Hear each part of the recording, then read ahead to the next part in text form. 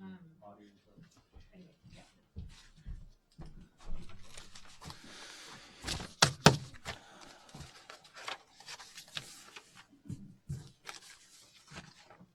did I do with that?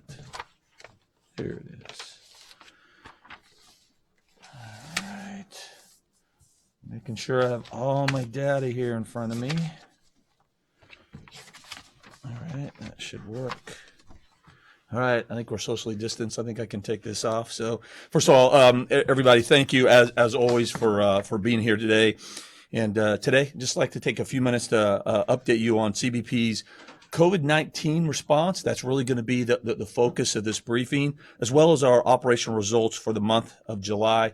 And then I'll take some questions. I think everybody knows the president is speaking at 2:45, so we obviously want to keep it within that, so we don't interfere with that. So COVID-19. So despite the dangers posed by COVID-19, illegal immigration, it continues, putting American lives at risk. Migrants continue to ignore their country's stay-at-home guidance, as well as they continue to ignore the guidance of global medical experts. American citizens have made tremendous sacrifices as we fight the spread of this disease and fight to strengthen our economy. As the U.S. continues to take on the challenges posed by COVID-19, we must secure our borders from illegal aliens who show their complete disregard of even the most basic application of health and safety precautions, which have become our new norm against COVID-19. I know I'm stating the obvious there. The criminal organizations and smugglers, which we've talked about over and over again, who provide false promises to these illegal aliens, have no concern for their safety or the safety of American citizens. Again, in this backdrop of COVID-19, the aliens are hidden and overcrowded in unsanitary stash houses and tractor trailers for days. Some of these pictures you're seeing, we have volumes, countless pictures after picture of what we're showing you right now. And we'll make these pictures available to you for those that want it. These places are akin to an oven in the sweltering heat of the southern border. Perfect incubators for COVID-19. There's no social distancing, no appropriate PPE to mitigate the spread under these conditions that you're looking at right now. As we've said time and time again, they often travel long distances. And now, though, what's key is they're traveling through COVID hotspots inside Mexico, a country whose COVID cases and deaths continue to rise. Even though some of these illegal aliens know or highly suspect that they have COVID, they know it or suspect it, they're still coming. They're exposing everyone they come in contact with during their journey as they illegally try to enter this country. Now, while we're still navigating this deadly pandemic, it's not about migrants risking their lives any longer. And we've talked about that. It's way beyond that. Now they're risking the lives of everyone they come in contact with. They endanger the lives of CBP personnel and their families, and those in our border communities and beyond. They don't just remain in the border towns and cities. They have responsibility with respect to this as we're navigating a global pandemic. This is precisely why the administration moved swiftly to address the health pandemic at the borders for safety and security of every American citizen. The administration's implementation of Title 42 has been a game changer to further reduce the introduction of COVID-19 into the U.S. through illegal entry. Title 42 has nothing to do with immigration enforcement. I'm going to say that again. I've said it before. I'm going to continue to say it. Title 42 has nothing to do with immigration enforcement and everything to do with public health, protecting American lives, reducing the spread of COVID-19, and helping our economy get back on track. CDC's public health order under Title 42 allows us to swiftly process and return most illegal aliens back to Mexico or Canada without bringing them into our facilities in our congregate settings. The implementation of Title 42 has saved countless American lives and CBP personnel. From my perspective, someone's been in law enforcement for a long time. This Title 42, this policy, this law is just common sense.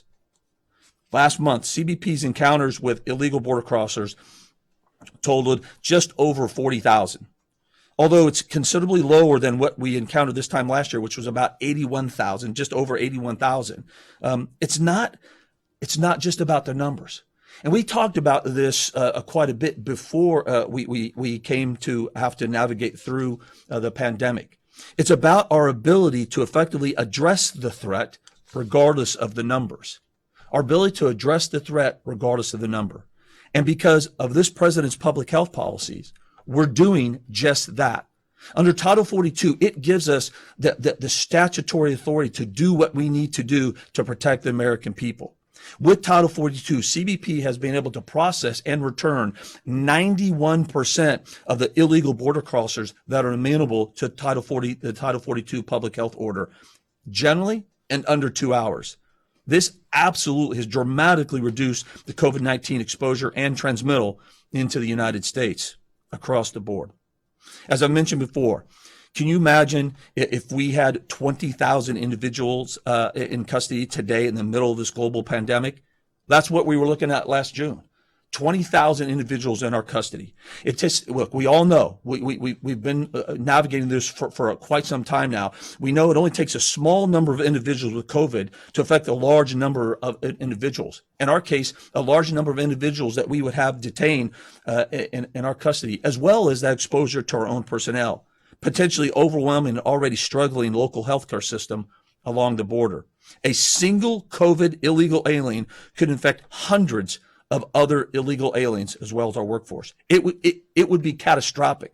Title 42 is preventing such a catastrophe.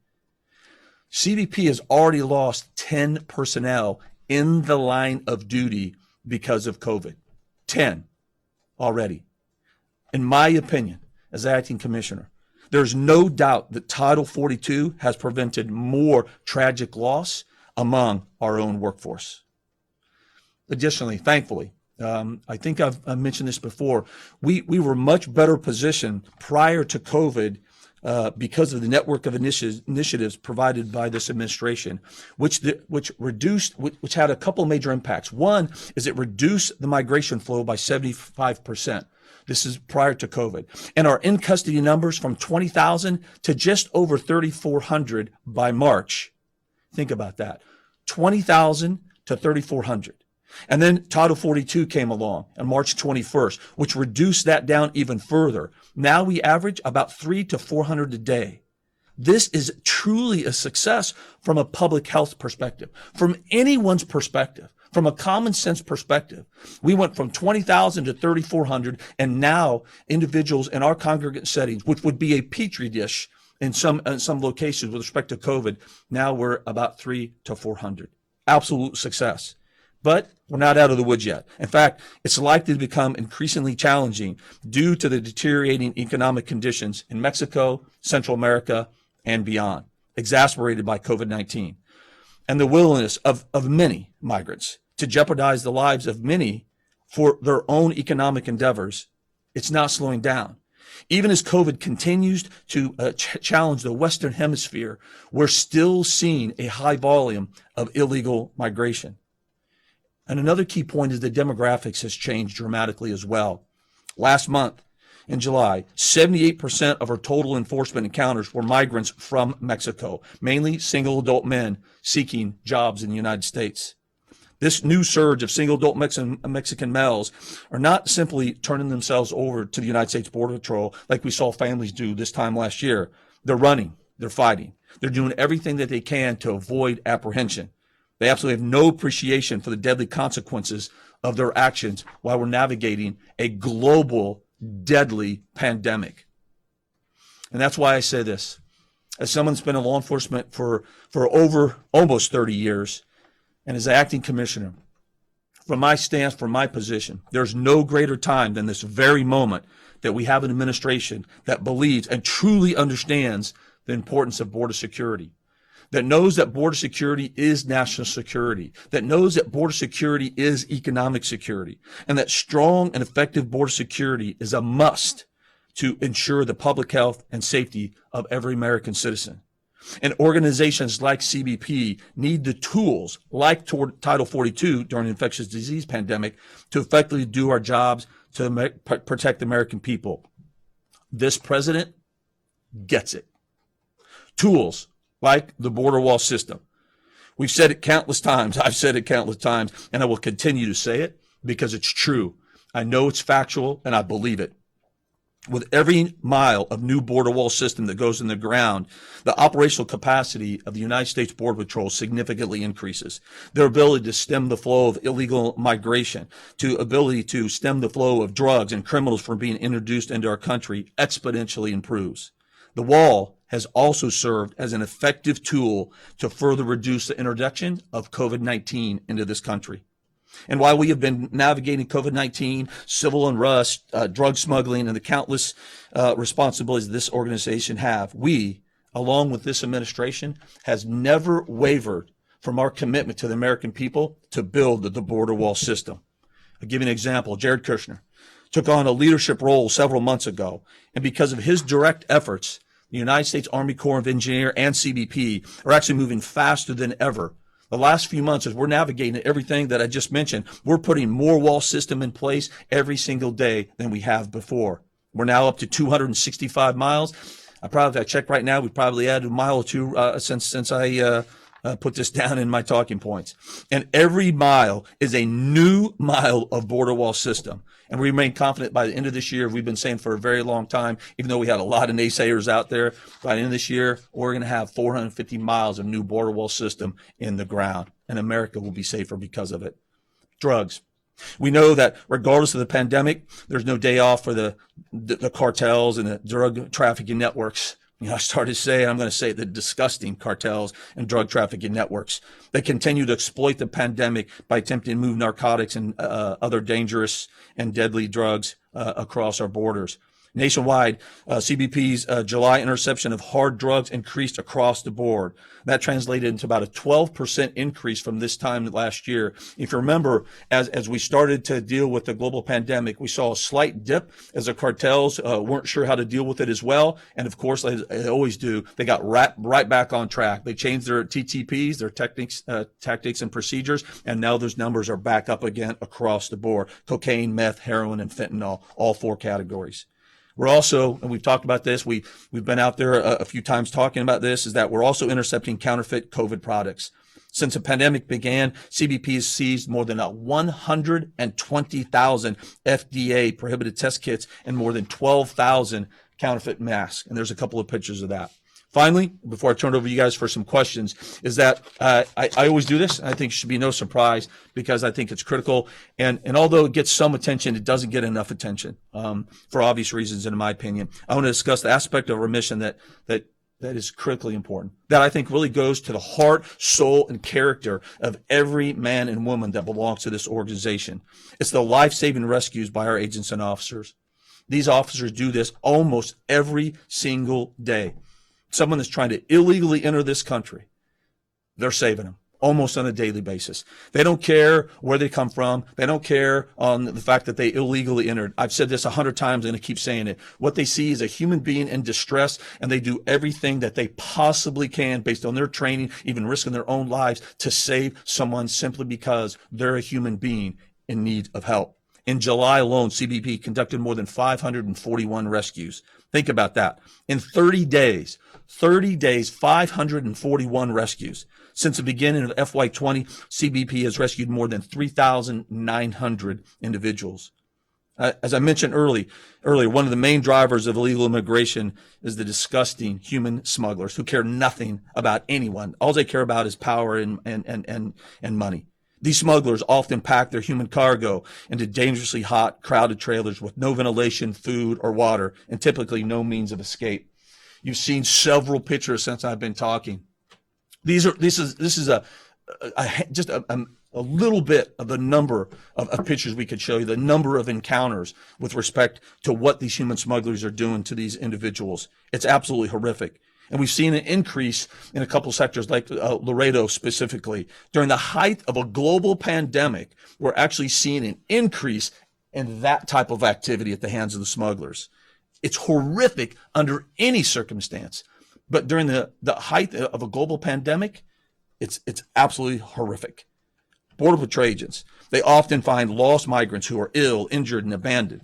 In fact, several illegal aliens who we've encountered needing immediate medical attention, which they're provided that attention right away.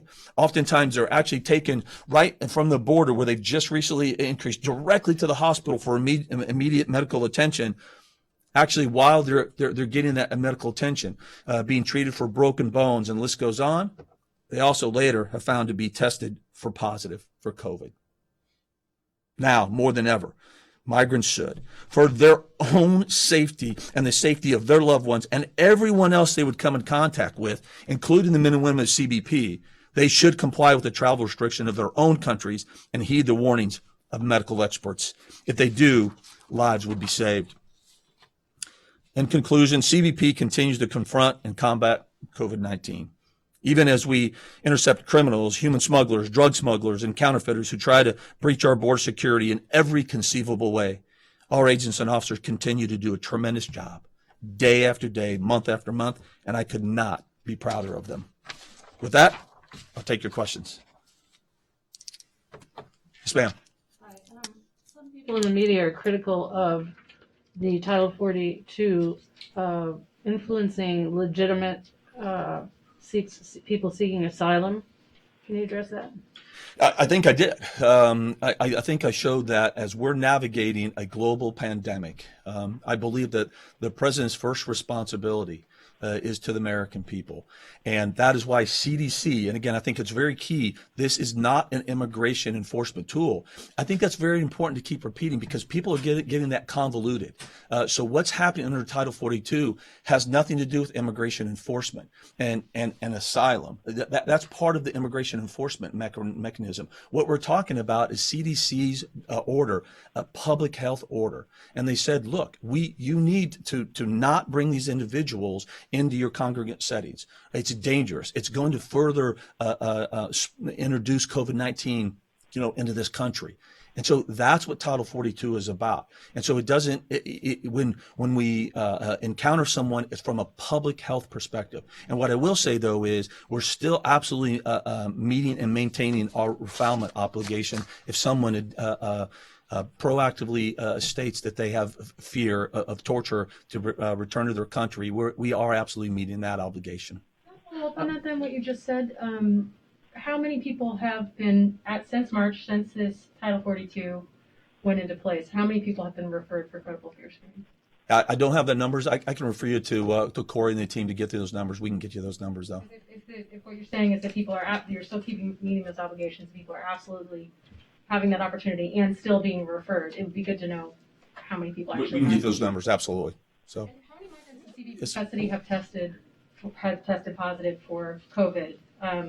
A few months ago, CBP sent out a statement saying none, but then also refused to say whether they were testing in custody. So are you testing in CBP custody, and how many have tested positive for COVID? Okay, so first, somewhat of your premise, your question, I don't agree with. So I don't believe we've ever refused to answer any questions. I know I've never refused to answer any question. I didn't say anything about refusing to answer questions. I said CBP proactively sent out a statement in which they said that none had tested positive. Okay, I thought you said something about we've refused to give our information, but that's okay. So to answer your question, though, is yes, just like we always have. Again, this isn't our first rodeo with infectious diseases, although this is unprecedented.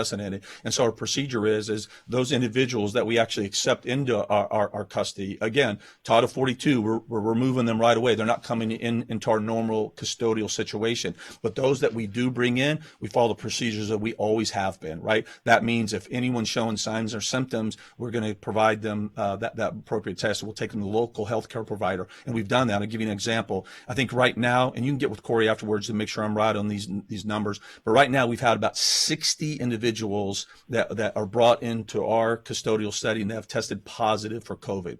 And I think that's very important. The majority of those, I think actually almost all of them, and again, you get some more fidelity on that, have been individuals who we encountered as part of rescues. they've tried to illegally enter and they've fallen off the wall and they've broken ankles, or we've got them and they're dehydrated because they were abandoned by smugglers, and we get to them right away. And these agents and officers are, no kidding, saving their lives, and we're taking them directly to the hospital. And once they get to the hospital, then they're being tested later, and we find out they were COVID. There's been more than one case where an individual that we apprehended in that situation admitted that they thought they probably had COVID, and they still continue to come to the United States. So, yeah, Christine, yep. Christina Bob on American News. Thank you very much for having this press conference. You mentioned earlier that several of the immigrants or illegal immigrants either know that they have COVID or suspect that they have COVID.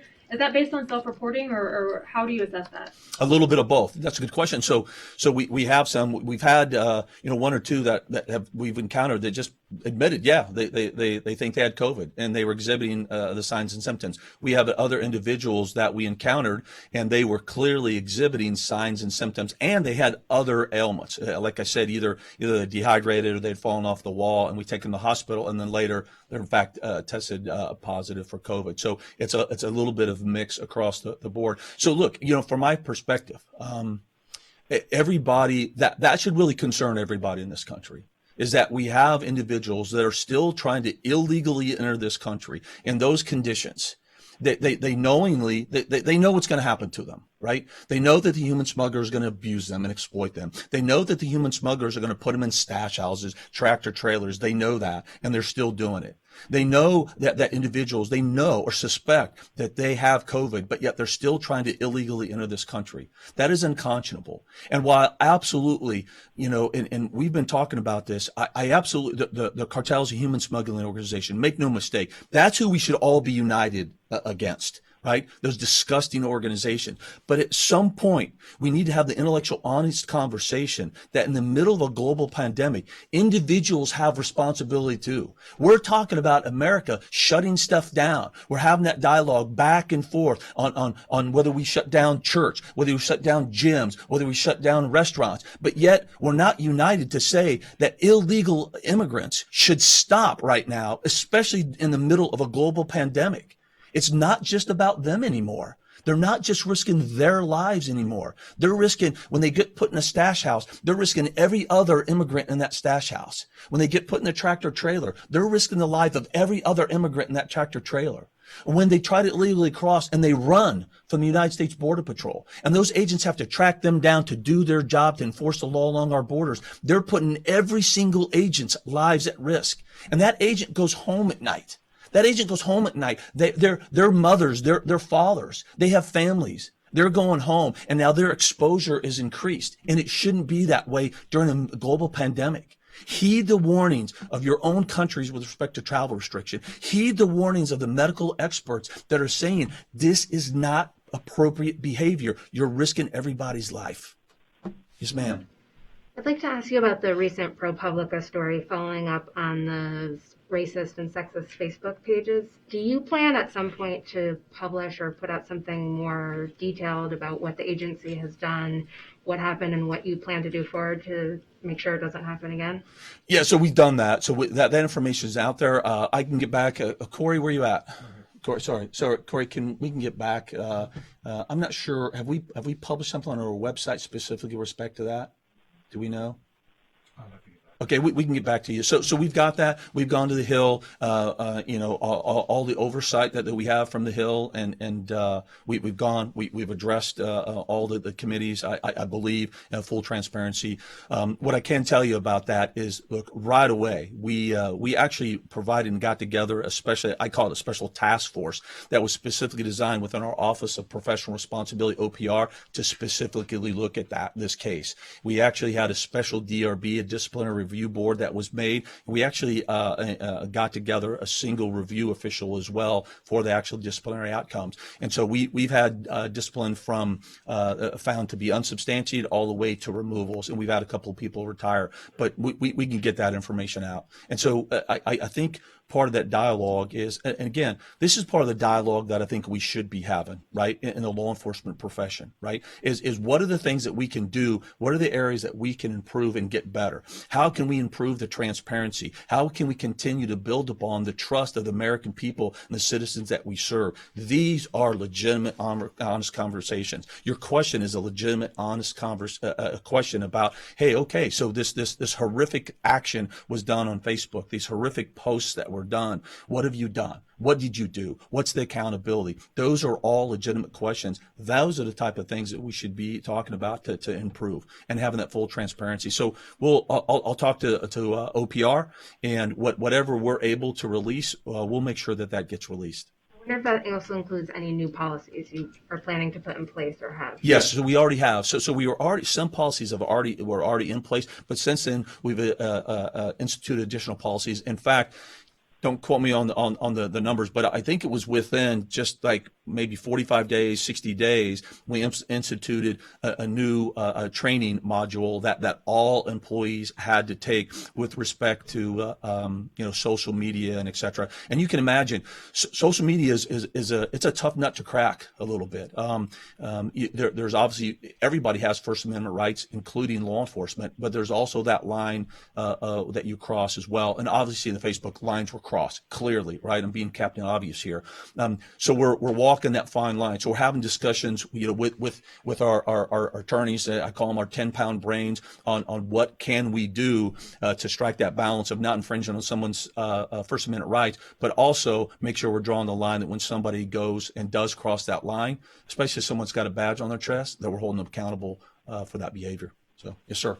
Thank you, Commissioner. I was wondering if you had any response to Democrats in Congress who continue to push this false claim that the CBP agents and all the other federal agents that were deployed in Portland as being unidentifiable. I was just there last week, and I could clearly tell whether they were U.S. Marshals or CBP. Yeah. So I was wondering if you just had a response to that, because there was a hearing in the Senate where, including the Senators Morgan, continued to say secret police are unidentifiable. It's outrageous at this point. At the beginning, I'll give them the benefit of the doubt. I tried to give them the benefit of the doubt, but we've been over backwards. And DHS, the secretary, the deputy secretary, both of them now have testified. We've gone on the Hill, all of us. We've been out in the media. We've opened ourselves up to everybody. We asked that question, answer that question time and time and time again. It is clear. We've given an exorbitant amount of evidence that absolutely puts that false narrative to bed.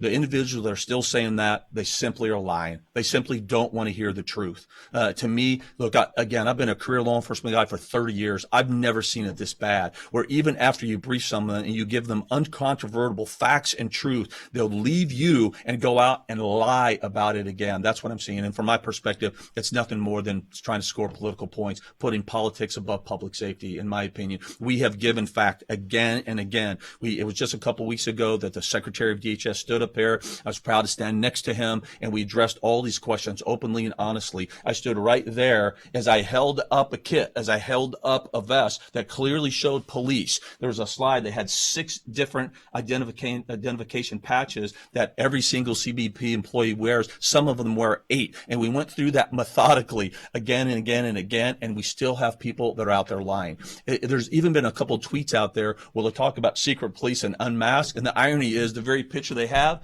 shows somebody with a patch on that says United States Border Patrol. So it's just absolutely untrue. It's a lie. And I'll go a step further. We've been having discussions. Again, ways that we're listening, ways that we're trying to get better, ways that we're trying to listen to perception, even though I may not fully understand the perception. But there's a lot of distraction about the color of the uniform there. Right, a lot of talk about the multicam, as we call it, and how that was militarizing the law enforcement. I respectfully disagree. Those uniforms are the uniforms that have been tested time and time again. And BORTAC, for example, the Special Tactical Team, they work in an environment throughout this entire country. They deploy to other countries and well, they work in every imaginable austere, adverse environment you can imagine. And that multicam actually is an effective uniform in most of the conditions they operate, especially along the southwest border. So that was just the uniform that they utilize. But here's what we did. We listened. We had discussions. And we learned that there's this perception out there about the color of the uniform. And so guess what we did? We changed the color of the uniform. I'm proud we did that. I was just in Portland. I was talking to the operators. I said, hey, you guys, you okay with this? And they're, of course, we're good. We got it. We understand. We understand the perception. It's not based in I think, something that is substantive, in my opinion, the color of a uniform. What's substantive that every night for 60 night, criminals, violent anarchists, opportunists were attacking the federal courthouse, and somehow they're trying to blame the presence of federal law enforcement. I think that's substantive. But look, as we're trying to have discussions, as we're trying to, again, increase the public trust across the board, hey, if we can spend a little bit of money and change the color of a uniform and that environment to take that narrative away, okay. And yesterday I was in Portland and they were no longer in multicam. Following up. If I was to go to Portland and they're there now, right, are they in kind of the typical uniform that you would see a Border Patrol agent wearing at the border, or what are they wearing? So that's a really good question. If you think about that, no. And here's why. They're a different environment. The uniform, like right now, Russell, the uniform that he's wearing right now, that's day to day. That's what they need. But now when you go to a different environment, you go to a different threat. I mean, what they're doing now in Portland is a different threat than what they face along the border. So they need different tools. They need a different type of uniform, the way it's designed, maybe pockets at different places, right? And so what they have now is a similar design uniform. It's just green. It's not multicam. It's green. I call it Border Patrol green. So that's what you're going to see, Border Patrol green. Same uniform, but just it's green. Yes, same basic configuration of a uniform. The multicam, it's just green now, Border Patrol green. And you look at OFO, our Offices of Field Operation, have SRT. When you look at them, we don't. John, you're not wearing uniform, but OFO, they look just like Russell does, except it's blue day to day. But if you go up there, their special response team it's a more of a tactical uniform, but it's blue. This is the last question. We're going to take one from the phone. Okay. Just to follow up on that, since I was just following up. For one, the data that you have in front of you, are you able to tell us how many children have been expelled in July? I don't have that data in front of me, but I think it's on our website, or Corey, you can get that back to him, right? Let me just ask for the record too, in terms of the fulfilling our obligations on refoulement, is your interpretation of the law that means that if somebody expresses a fear of return to their country as a result of persecution, then that requires a Border Patrol agent to refer them to a USCIS officer for screening? If it meets that standard under CAT, yes. So if they come and that is presented, and then the Border Patrol, from their perspective with supervisory authority, believes that they have met that claim, then absolutely it's referred to USCIS for an independent screening and evaluation. Being assessed right now if they're being rapidly Go returned. to one on the phone. Okay. Just how is that being assessed if they're being rapidly returned? Someone's question is important, though. How is that being assessed? Yeah. So say that again. Just how is it being assessed on the ground? Because they're being rapidly returned, they're being expelled in a matter of hours, as this agency has said. So if that's true, for the public health rule, how is their fear being? So my understanding right now is so if somebody comes and they make a claim, right, that falls within the CAT standard, right, and with our respect to our refoulement obligations, then that request is going to be made to the Border Patrol agent that makes contact. Then that agent is going to go to the supervisor, and supervisor Border Patrol agent is going to make an assessment whether they believe that meets the CAT guidelines. And if that is done, then they're referred to USCIS to conduct an independent evaluation. All right, we're going to the phone. We'll have folks here that can field any follow-up questions for you, and we'll try to get you answers as soon as we can. So let's take one from the phone. As a reminder, if you would like to ask a question, please press 1, then 0. Our first question comes from the line of Quinn Owen with ABC. Please go ahead.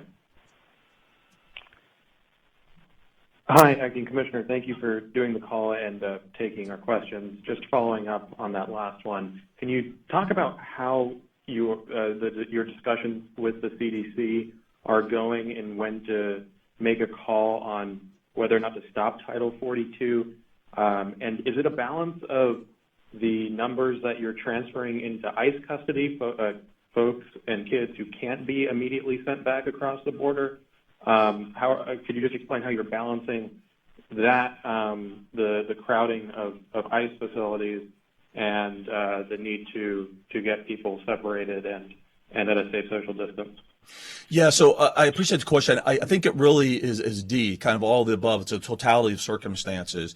CDC has the authority. It's their statute. Ultimately, it's their authority. They will be the ones that make the decision ultimately from a public health perspective. Now, they are getting input, and every 30 days we're getting a kind of a USG team together that reevaluates the need for Title 42. But it's not dependent on one thing. And I think part of that challenge has been people overly focused on the United States. And before we started to see this uptick in the southwest border, folks were only looking at the United States and saying, hey, we're starting to see a downtick a little bit. And what I keep reminding everybody is it's not just about what's happening in America. It's what's happening in Mexico, what's happening in Northern Triangle countries. It's what's happening in the Western Hemisphere. So again, if you look at Mexico, both their COVID positive and deaths are continuing to skyrocket. By everyone's account, independent entities that have looked at that's underreported for a couple of reasons. But so there's still a very real issue in Mexico. There's still a very real issue in Northern Triangle countries, as well as the Western Hemisphere. Brazil, for example, continues to be an epicenter in the Western Hemisphere, which is one of the largest, most significant transit route for those that want to illegally enter and make their way to the United States. So when we take a look at that, it's going to be very, very important that we look at this from a totality situation and not just what's happening in the United States. It's possible, for example, I'm not saying this is the case. I'm not the medical expert, but just for sake of argument, it's possible that the United States, we could start to see a downtick, but in the Western Hemisphere, we're not. So the need for Title 42 will be more important than ever if we're still seeing the Western Hemisphere struggling with this from a global health, public health perspective. So we need to make sure that we're not just looking at the United States. So. All right, thank you. And you can't achieve the same public goals without by transferring kids to ORR custody instead of ICE custody? Can you explain the difference? Yeah, I sure can. I sure can. So again, what we're trying to, the best we can, is remove all individuals, regardless of whether they're children's, minors, or they're adults. We're trying to remove them as fast as we can to not put them in our congregate settings, to not put them into our system, to not have them remain in the United States for a long period of time, therefore increasing the exposure risk of everybody they come in contact with,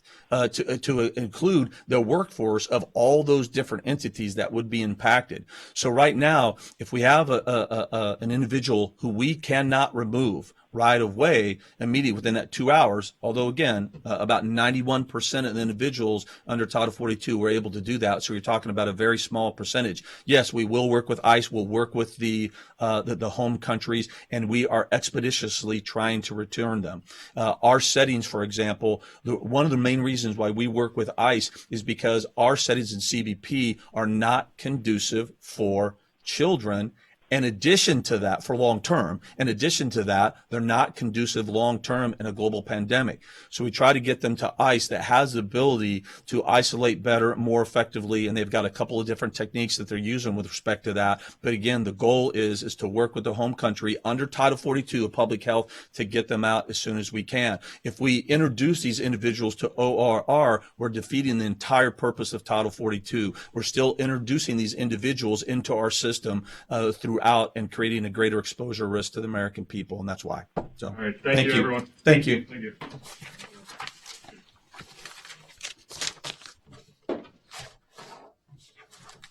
Oh yeah, we're right.